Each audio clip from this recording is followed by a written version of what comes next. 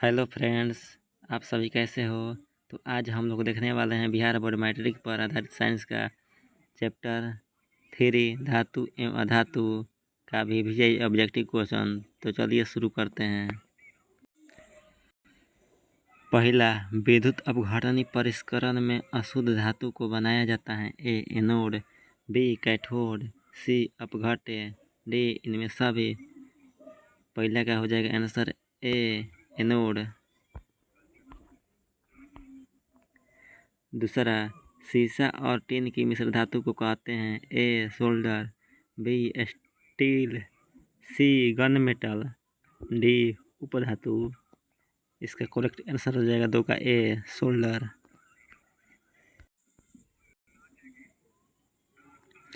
तीसरा नंबर, अधिकतर धातुओं के ऑक्साइड होते हैं। ए अम्लीय, बी उदासीन, सी क्षारकीय, डी इनमें कोई नहीं। इसका आंसर हो जाएगा 3 का सी क्षारकीय।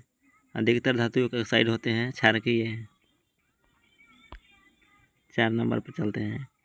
ग्रेफाइट होता है विद्युत का कुचालक, बी विद्युत का सुचालक, सी दोनों कुचालक और सुचालक, डी इनमें कोई नहीं।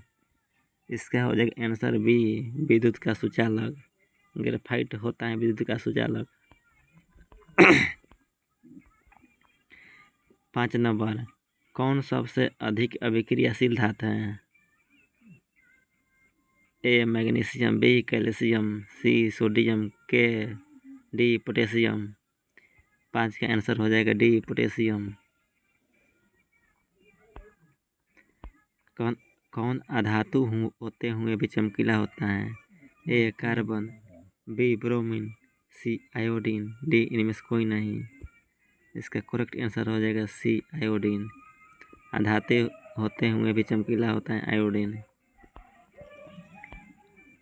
7 नंबर क्वेश्चन, किसी रासायनिक यौगिक को गर्म करने पर प्लास्टर ऑफ पेरिस प्राप्त किया जा सकता है।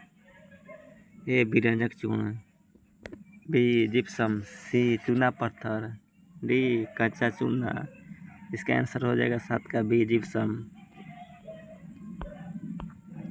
सबसे अधिक सक्रिय धातु हैं। ए पोटेशियम, बी सोडियम, सी लोहा, डी तांबा। 8 का आंसर हो जाएगा ए पोटेशियम। सबसे अधिक सक्रिय धातु है पोटेशियम। 9 नंबर पर चलते हैं। लोहा एवं इस्पात को जंग से सुरक्षित रखने के लिए इन पर किस धातु की पतली चढ़ाया जाती है। ए तांबा, बी चांदी, सी सोना, डी जिंक। 9 का हो जाएगा डी जिंक।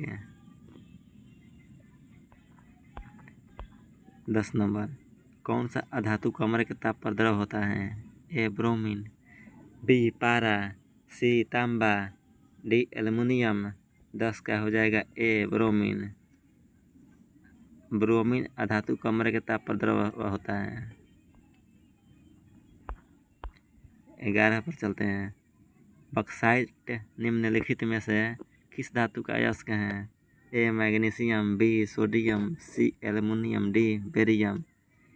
हो जाएगा correct answer C aluminium. Bauxite aluminium का अयस्क धातु है। 12 पर चलते हैं। सबसे अधिक तन्य धातु कौन है। ए एल्युमिनियम, बी तांबा, सी चांदी, डी सोना। इसका आंसर हो जाएगा डी सोना। सबसे अधिक तन्य धातु सोना है। 13 नंबर क्वेश्चन, निम्नलिखित में कौन अधातु है। ए फेरस, बी कार्बन, सी सोना, डी एल्युमिनियम। 13 का हो जाएगा आंसर बी कार्बन। एफी मतलब होता है आयरन, सी मतलब होता है कार्बन, एयू मतलब होता है सोना, एल मतलब होता है एल्युमिनियम। चलते हैं अगर आगे। 14 नंबर क्वेश्चन, निम्नलिखित में से किसे चाकू से काटा जा सकता है। A sodium, B calcium, C copper, D iron. इसका करेक्ट आंसर हो जाएगा 14 का ए सोडियम। सोडियम धातु को चाकू से आसानी से काटा जा सकता है। कार्बन क्या है? धातु। ए बी अधातु, सी उपधातु, डी इनमें से कोई नहीं। इसका करेक्ट आंसर हो जाएगा बी अधातु। कार्बन अधातु है। 16 नंबर पर चलते हैं। धातुएं कौन सी हैं? निम्न में से धातुएं कौन सी हैं? धातुएं कौन सी हैं? ए आयरन, बी कॉपर, सी एल्युमिनियम, डी उपरोक्त सभी। इसका आंसर हो जाएगा डी उपरोक्त सभी। शुद्ध रूप में धातु की सतह कैसी होती है? शुद्ध रूप में धातु की सतह कैसी होती है? ए चमकदार, बी रंग बिरंगी, सी भद्दी, डी पतली। इसका हो जाएगा आंसर ए चमकदार। धातु को पतले तार के रूप में खींचने के गुणधर्म को क्या कहते हैं? तन्यता।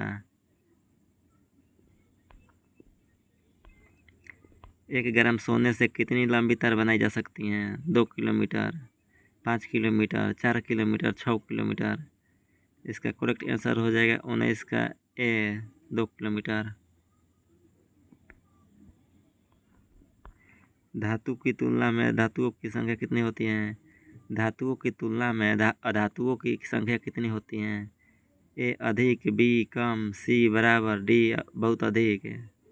इसका आंसर हो जाएगा 20 का बी कम। धातुओं की तुलना में अधातुओं की संख्या कितनी होती है? कम। तो फ्रेंड्स, चैप्टर को यहीं पर समाप्त करते हैं। स्वस्थ रहिए, मस्त रहिए। मिलते हैं अगले सेशन में। अगर सेशन अच्छा लगा हो तो लाइक, सब्सक्राइब, शेयर कीजिए। Thank you.